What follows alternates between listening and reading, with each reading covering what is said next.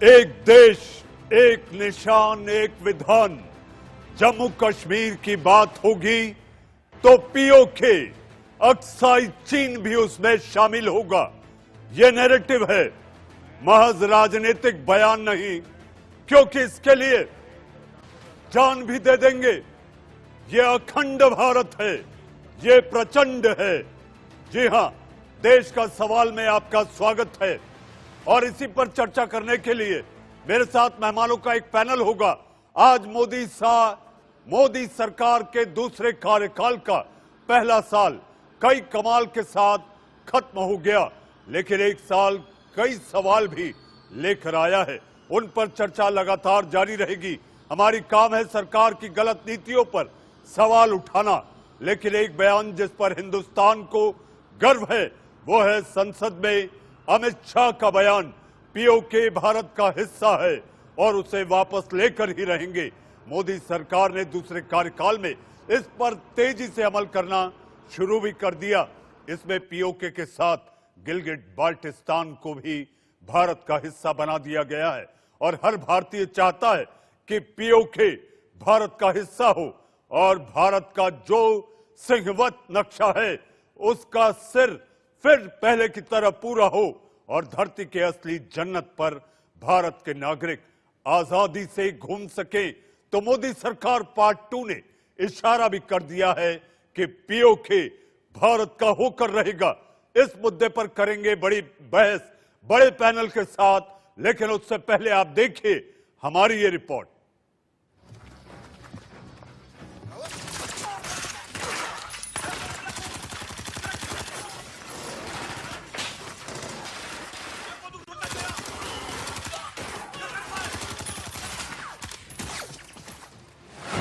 पहले कार्यकाल में 2 साल बाद पाकिस्तान पर सर्जिकल स्ट्राइक।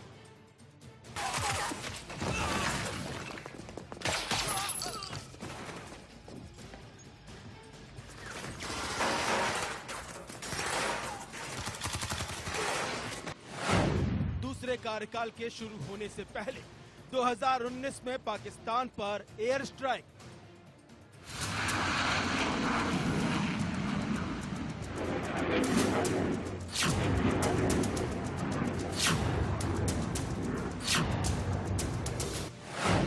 $370 पर पाकिस्तान को दुनिया भर में धूल चटाई।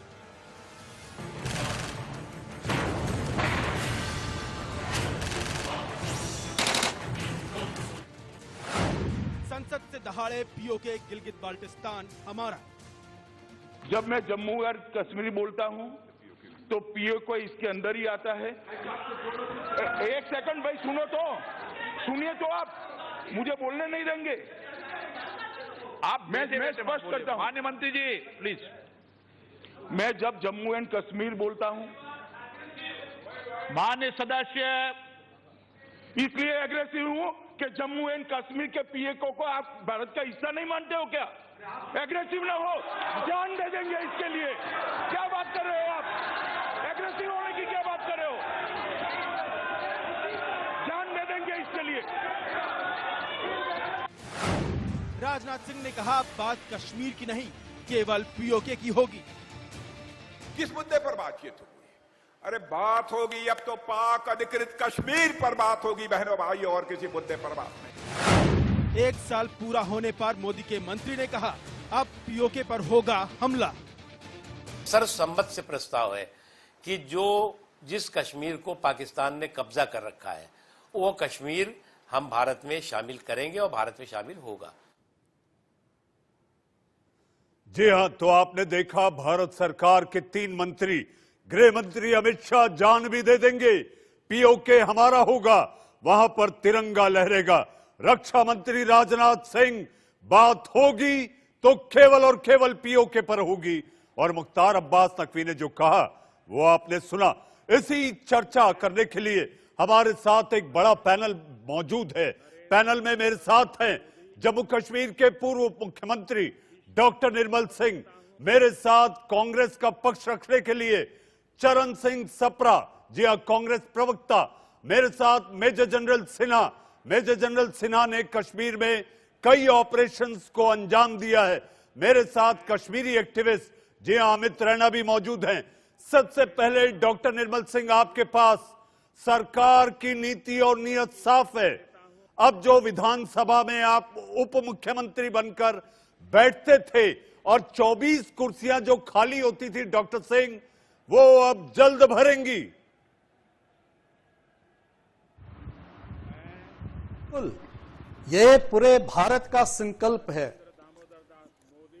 ये संकल्प है जो कि 1994 में फरवरी में इसको जो है पार्लियामेंट में इसको किया गया था और जिसको अमित भाई शाह ने इसको रिट्रेट किया है।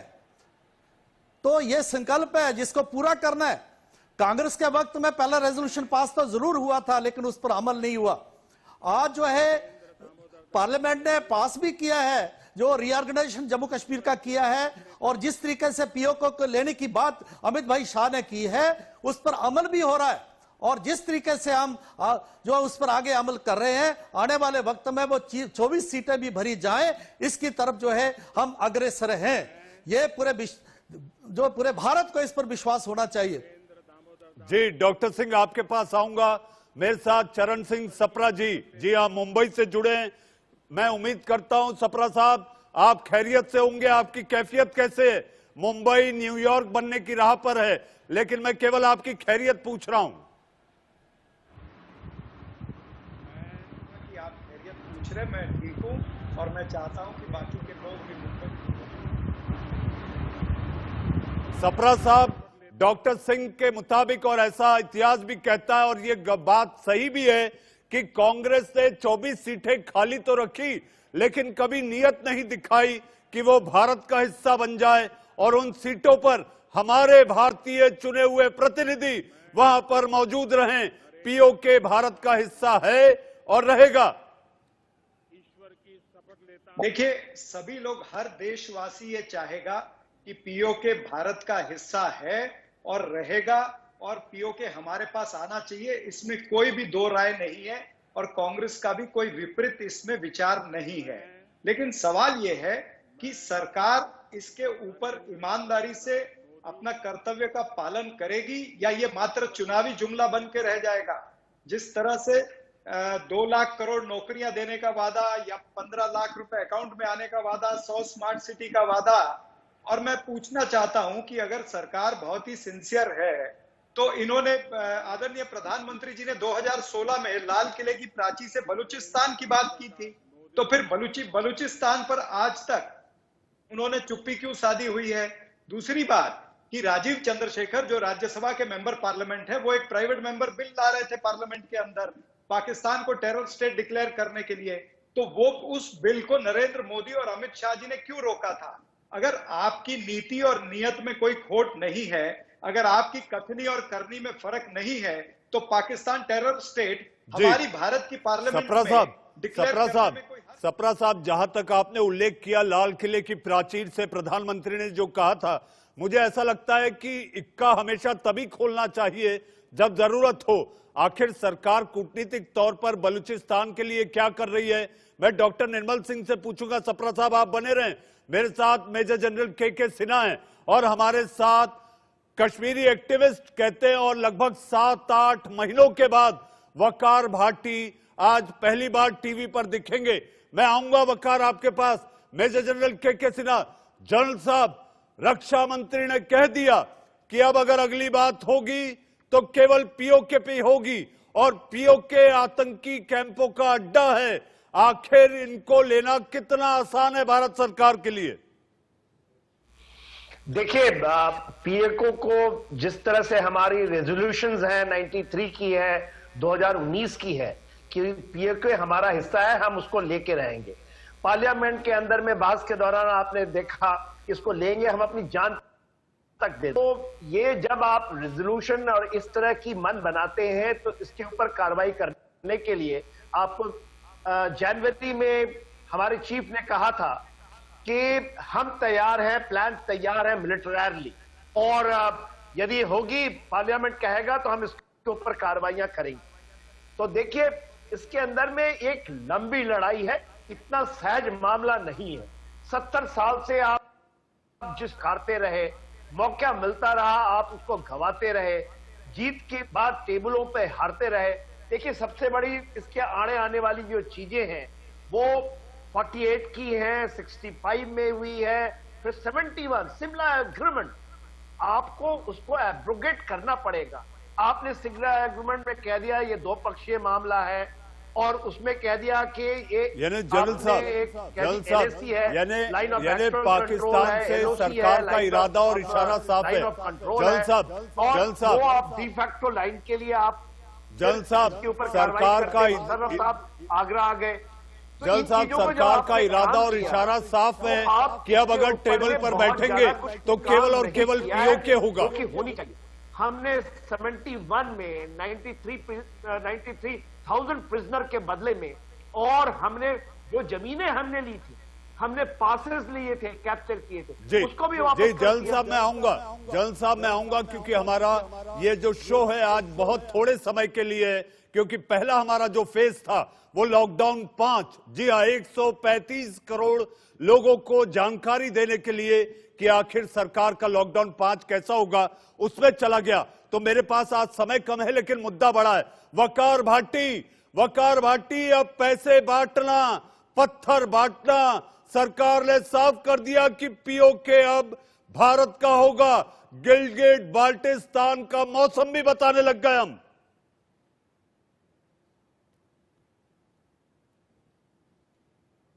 आपने बोला कि मैं 7 महीने के बाद आपके शो के साथ आया हूं, और आपको पता है कि 7 महीने में कहाँ था, और 7 महीने मुझे सच बोलने की सज़ा मिली थी, और सज़ा काट के मैं आपके साथ आया हूं। तो आज काफ़ी दिनों के बाद मैंने आपसे चर्चा करने लगा हूं, बहुत अच्छा लग रहा है। अब मैं बात पे आता हूं कि आप बताओ कि आप पीओके तो छोड़िए, हमारी सरकार एक कबूतर से डरती है। पाकिस्तान का एक कबूतर जम्मू कठुआ में आ गई और हिंदुस्तान का मीडिया और सरकार उसके ऊपर बात करने लगी और लोग सरकार डरती नहीं। आप सुनो वकार, अरे हम ये कहना चाहते हैं कि आसमान में उड़ते परिंदे पर भी हमारी नजर होती है। 9 महीने से इंटरनेट नहीं खोल पाए, आप 9 महीने से इंटरनेट नहीं खोल पाए जम्मू कश्मीर में। Sir shame on you Indian government, shame on you Modi government, shame on you Bhajpa government. आप निहत्थे लोगों को जेलों में डालते हो। वकार आपको अगर जवाब नहीं देना है कि आप लोगों के पत्थर बांटना, आप लोगों के पैसे बांटना, बच्चों के हाथों में जो पत्थर आपने दिए वो बंद हो गए। की आपने कि नहीं, हमें नहीं सुधरना है, हम पत्थरबाजी करते ही रहेंगे, हम पाकिस्तान के गुणगान करते ही रहेंगे, हम इंटरनेट की बात करते ही रहेंगे, हम पीस की बात नहीं करेंगे, हम डेवलपमेंट की बात नहीं करेंगे, जो आंखों में आंखें डाल के हम सिर्फ अमित रैना को आने दो।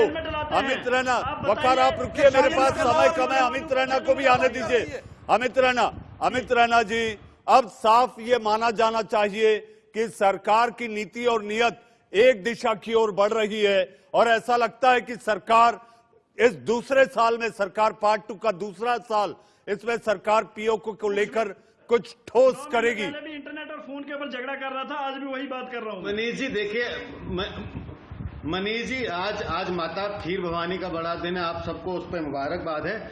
मगर हमारी एक और माता जो विद्यापीठ भी है और शिक्षा और शक्तिपीठ भी है, आज भी पाकिस्तान अधिकृत कश्मीर में है, और ये हर हिंदुस्तानी के शारदा पीठ की बात कर रहा हूं मैं, मुजफ्फराबाद की बात कर रहा हूं, और ये हर हिंदुस्तानी का दायित्व है कि हम अपनी शक्तिपीठ, अपनी विद्यापीठ वापस अपने पास लाएं। ये हमारा दृढ़ निश्चय होना चाहिए। मैं तो जेल में था। मुझे लग रहा था आपको शायद सद्बुद्धि आ गई हो, लाई नहीं है। चलिए आगे बात करते हैं, पीओके की बात करते हैं, पिजन से बाहर आते हैं।